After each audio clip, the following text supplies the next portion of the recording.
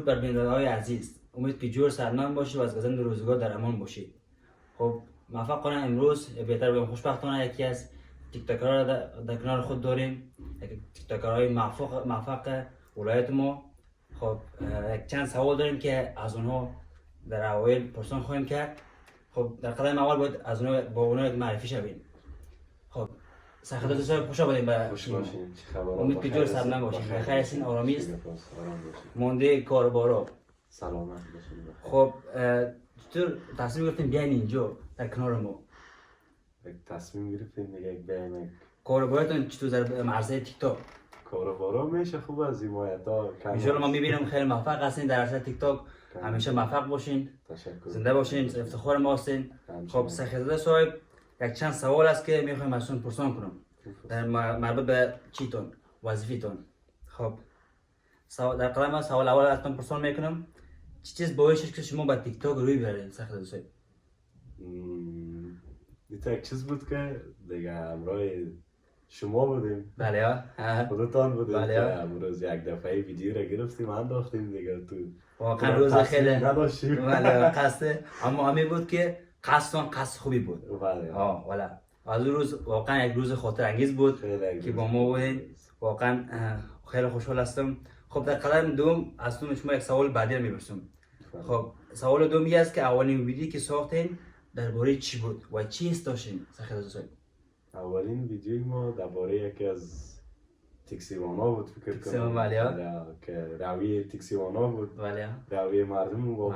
بود. که یک تاثیر برشان.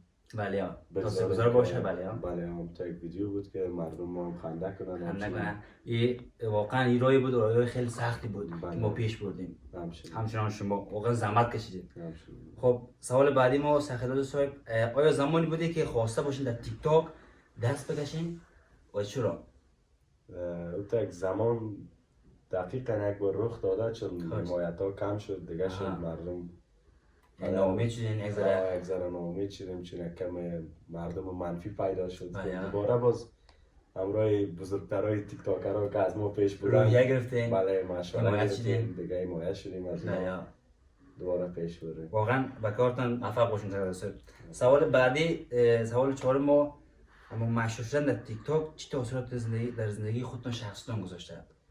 مشهور خب فعلا تانوز نشدیم در ولایت خود و در اطراف ها کمتون مردم میشناسن دیگه خوب است بد نیست میشه مگذره کم مردم ما والا خوب است که در این عرصه ما شما رو ببینیم پیشرفت کنین واقعا ما خیلی خوشحال میشیم. خب سوال بعدی سخیزاده صاحب عجیب ترین کمدی که در تا به حال در تیک تاک گرفتین چی بود؟ عجیب ترین کامنت این بود که بعضی از وطندارا میاین بعضی از بخیلا بگم از اون مردم خود زیاد است دیگه میگم یک نفر از دایم میگم قرض طبیعت چجوری گیر کنم باز قرض طبیعت میشه. خب واقعا سوال ششم ما این است که الگوی تیک تاک تان چه کسی بوده است؟ میشه بگین دربارش؟ الگوی تیک تاکیم خودم هستم. خودتون هستین؟ بشه. کدام الگوی کدام خاص ندارین؟ کسی فقط. بشه. افتخار میکنیم سخیزاده صاحب. سوال هفتم و آخرین سوال ما سخیزاده صاحب. با کدام تیک تاکر دیگه دوست دارین که همکاری کنین در این عرصه؟ همکاری یعنی که باش ویدیو جور کنین یا او خواسته با شما ویدیو جور کنه با هم دیگه تیک تاک فقط از ویدیوهای اتک جان خوشم میاد. اتک جان میشه.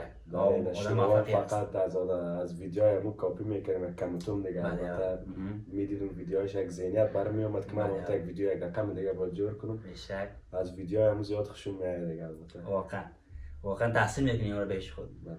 خب واقعا امروز ما خوش شدیم که شما در کنار خود داریم سخیزاده صاحب که واقعا یک روز خیلی خوبی بود ما واقعا لذت بردیم از این دایرکتور ما به ما اشاره میکنن که سخیزاده صاحب یک گیم داشتیم اگر اجازهتون باشه من گیم باز امیوله بعدش میگیم شروع میگم مشکل نیست ببخشید این گیم پیش بریم ما خود ما فعلا نمی‌فهمیم از سخیزاده صاحب همکار جور کرده فکر کنم گفتن یک گیم است یکی شما بردارین در قدم اول از اینا ما بردارم بله شما بردارین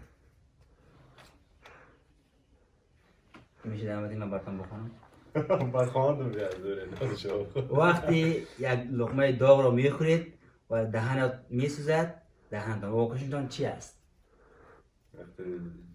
جواب ها کجاست خب من با دیگه بازی کنم امروز که من میرادم یه قشمه بگوید دیگه. وقتی خوب گرسنه هستی و یک بشقاب غذای خوشمزه میبینی چی واکنش داری؟ والا دیگه اگه پلاو باشه لوبیا باشه که دیگه قسم خوردن از دیگه خطا نمیره واقعا. خب چی واکنش داشتین؟ واکنش تانا نگفته؟ واکنش من است که واقعا خیلی خوشحال میشم که واقعا یک سر ببینیم هیچ کس دیگه. خب یکی داشتیم ما داریم دوباره بزنم من میخوام براتون.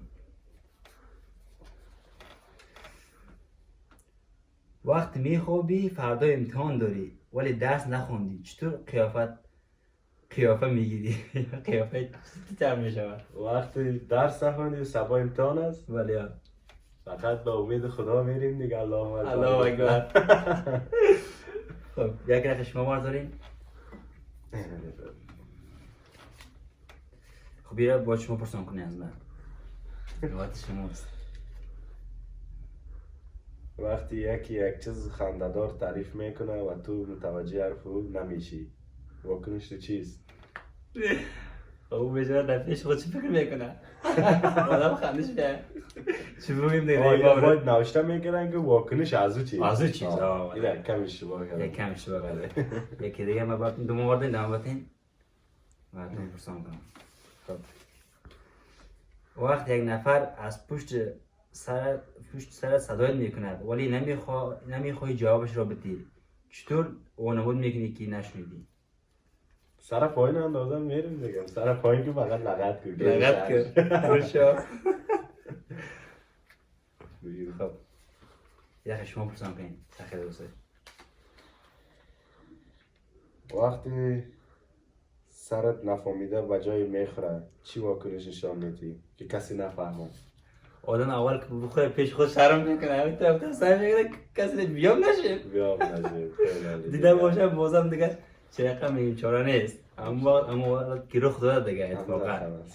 خب چیم هم تمام شد دیگه بازی ما ولی واقعا بودنش با شما لذت بودیم. خیلی خوشحال هستیم که شما رو میبینیم در این استودیوم در این خانه. خب واقعا ما لذت بردیم. اگر کدام پیام آخری داشته باشین برای بیننده‌های خودتون، برای کسانی که شما رو در تیک تاک فعالیت میکنن میبینن شما را برای آخرین بار دیگه برایشان گفتنی میست که کم انسانیت داشته باشیم به خاطر حمایت توی دیگه پا ما در کسی را کامنت منفی نتین دیگه. یوتیوب گردرهای ما رو هم سابسکرایب بکنین دیگه. جور سلامت باشین. زنده باشین. سرزده خوش شدیم با شما. خوش بخیر باشین. بخیر باشین. تا ویدیو بعدی شما رو به الله یار میسپارم. خدا یار نگهدارتون باشه. موفق باشین. بخیر.